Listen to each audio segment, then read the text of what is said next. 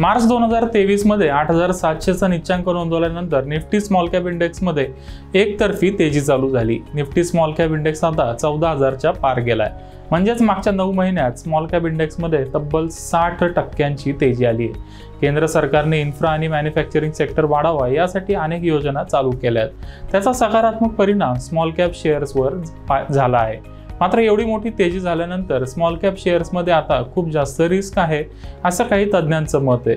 तर स्मॉल कॅपमध्ये तेजी चालू झाली आहे ती 3 ते 4 वर्ष चालू राहते, त्यामुळे 2026 पर्यंत तेजी अशीच चालू राहील असं काही तज्ञांचं मत आहे।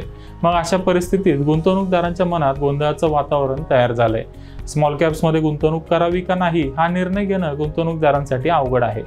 गुंतवणूक केली आणि स्मॉल कॅपमध्ये घसरण झाली तर मोठं नुकसान होईल। दुसऱ्या बाजूला गुंतवणूक नाही केली आणि स्मॉल कॅप इंडेक्समध्ये आणखी मोठी तेजी आली तर चांगली संधी हातची जाईल। पण काळजी करू नका, हे अवघड काम सोपं करण्याचा एक पर्याय आहे। फ्लेक्सी कॅप फंडमध्ये गुंतवणूक केली तर हा गोंधळ नक्की दूर होऊ शकतो। विदेशी गुंतवणूकदार शक्यतो लार्ज कॅप शेअर्सला प्राधान्य देतात। 2023 मध्ये विदेशी गुंतवणूकदारांनी भारतीय शेअर मार्केटमध्ये विक्री केली आहे, त्यामुळे लार्ज कॅप शेअर्सचं व्हॅल्युएशन आता स्वस्त झालंय असं मत जेएम फायनान्शियल म्युच्युअल फंडचे इक्विटी CIO सतीश रामनाथन यांनी व्यक्त केलंय। तर दुसऱ्या बाजूला SIPच्या माध्यमातून रिटेल गुंतवणूकदारांनी स्मॉल आणि मिड कॅप शेअर्समध्ये जोरदार गुंतवणूक केली आहे। विदेशी गुंतवणूकदारांच्या खरेदी विक्रीमुळे कधी लार्ज कॅप शेअर्स आकर्षक व्हॅल्युएशनला येतात तर कधी स्मॉल आणि मिड कॅप शेअर्स। हा प्रकार पुढचे अनेक वर्ष चालू राहणार आहे।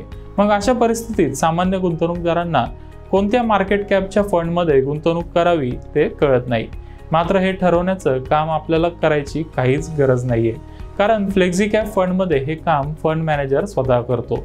लार्ज, मिड आणि स्मॉल कॅप पैकी कुठे गुंतवणूक केली तर अधिक फायदा मिळेल याचं ॲनालिसिस करून फंड मॅनेजर गुंतवणूक करतो।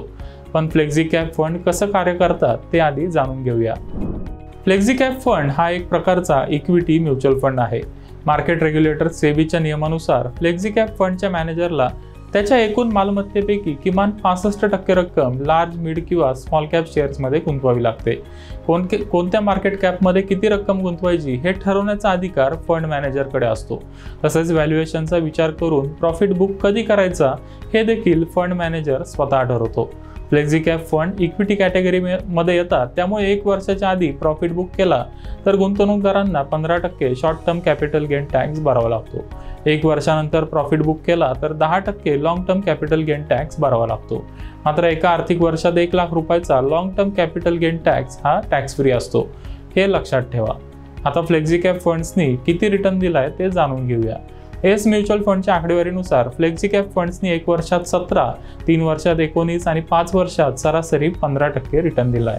म्हणजेच लार्ज कॅप फंड्सपेक्षा फ्लेक्सी कॅप फंड्सनी जास्त रिटर्न दिलाय। फ्लेक्सी कॅप फंडमधून चांगला रिटर्न पाहिजे असेल तर किमान 10 वर्षांसाठी गुंतवणूक करावी। ज्यांना रिटायरमेंट प्लॅनिंगसाठी SIP चालू करायची आहे त्यांच्यासाठी फ्लेक्सी कॅप फंड हा चांगला पर्याय आहे।